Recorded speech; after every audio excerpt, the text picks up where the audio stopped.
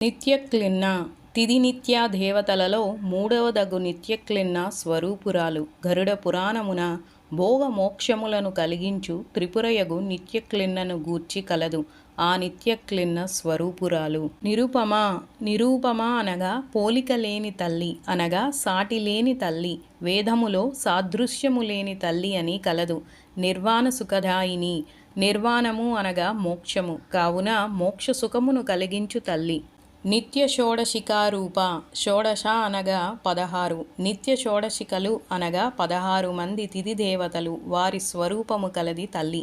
వీరు కామేశ్వరి, భగమాలిని, నిత్యక్లిన్న, భేరుండ, వన్హివాసిని, మహావజ్రేశ్వరి, శివదూతి, త్వరిత, కులసుందరి, నిత్య, నీలపతాక, విజయ, సర్వమంగళ, జ్వాలామాలిని, చిత్ర, మహానిత్య లేదా షోడశి మంత్రస్వరూపురాలు. శ్రీకంఠార్ధ శరీరిని, శ్రీ అంటే విషము, విషమును కంఠమునందు ఉంచుకున్న శివుడే శ్రీకంఠుడు. శివపార్వతులకు భేదము లేదని తెలుపు అర్ధనారీశ్వర తత్వమును ఇచట స్మరింపవలెను.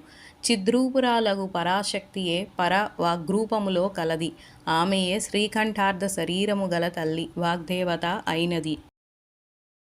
ప్రభావతి, అనిమాది అష్టసిద్ధులు కలవు. అనిమ, గరిమ, లగిమ, మహిమ, ప్రాప్తి, ప్రాకామ్యము, ఈసత్వం, వసిత్వం ఇవి లలితాదేవి కిరణములు, శ్రీచక్రమందు ఆవరణ దేవతలుగా అయినవి.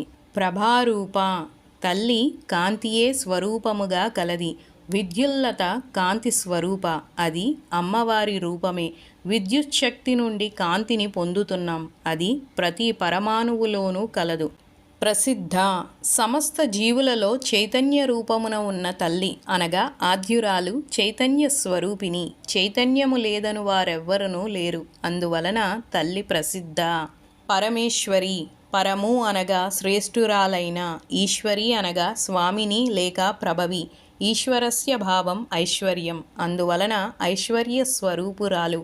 పరమేశ్వరుని భార్య పరమేశ్వరి. మూల ప్రకృతి, మూలమనగా శ్రీవిద్యా మూలమంత్రము, దానికి ప్రకృతి అనగా కారణము. జగద్రూపముగానున్న జగన్మాత అవ్యక్త రూపమున ఉన్నది, ఆమెకు వేరొక ప్రకృతి లేదు, కావున తల్లియే మూల ప్రకృతి.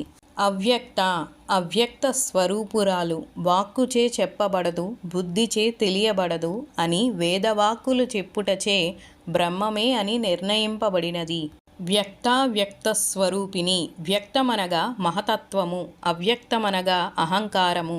అహంకారము మహతత్వము నుండే పుట్టును.